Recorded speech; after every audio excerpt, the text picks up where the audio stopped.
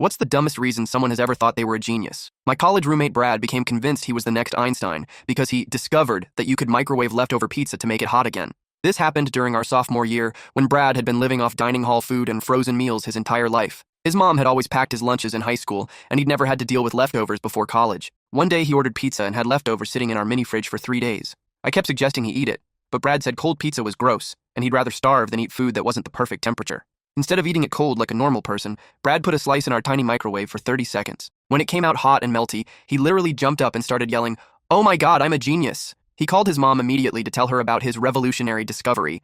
I could hear her confused voice through the phone asking, "Brad, honey, have you never reheated food before?" But Brad was convinced he'd stumbled upon something groundbreaking that would change the world. He started telling everyone on our floor about his invention, acting like he'd just solved world hunger or discovered fire. The next day, he made a PowerPoint presentation titled The Bradford Method, Revolutionizing Food Temperature Management.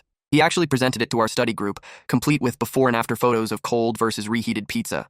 Brad started experimenting with other foods, treating our dorm room like a scientific laboratory. He'd microwave day-old French fries and act shocked when they got warm, taking detailed notes in a spiral notebook like he was conducting Nobel Prize-worthy research. He even created charts tracking optimal reheating times for different foods and started timing everything down to the second. Our room began to smell like a combination of every leftover meal he'd been testing. He even started a blog called Brad's Kitchen Innovations, where he documented his discoveries. Post number 1, how to make cold food hot using electromagnetic radiation. Post number 2, the science behind food temperature transformation. Things got worse when Brad tried to patent his method. He actually went to the campus library and spent hours researching how to file patents, convinced he was about to become a millionaire from his groundbreaking food technology. The breaking point came when Brad decided to demonstrate his genius to our physics professor during office hours. He brought a piece of cold pizza in our microwave, setting it up right there in the professor's office. "Watch this, Professor Johnson," Brad said confidently. "I'm about to show you something that will change everything." He put the pizza in the microwave and hit 30 seconds with the confidence of someone about to win a Nobel Prize.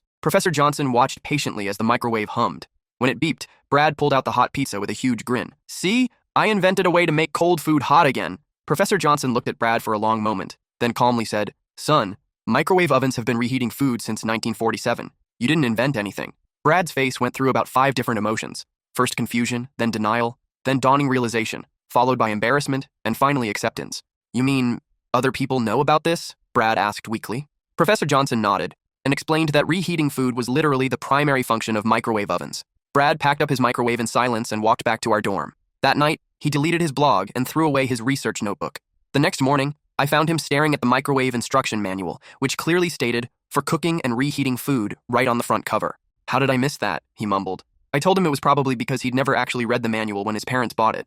Brad learned a valuable lesson about assuming you've invented something without doing basic research first.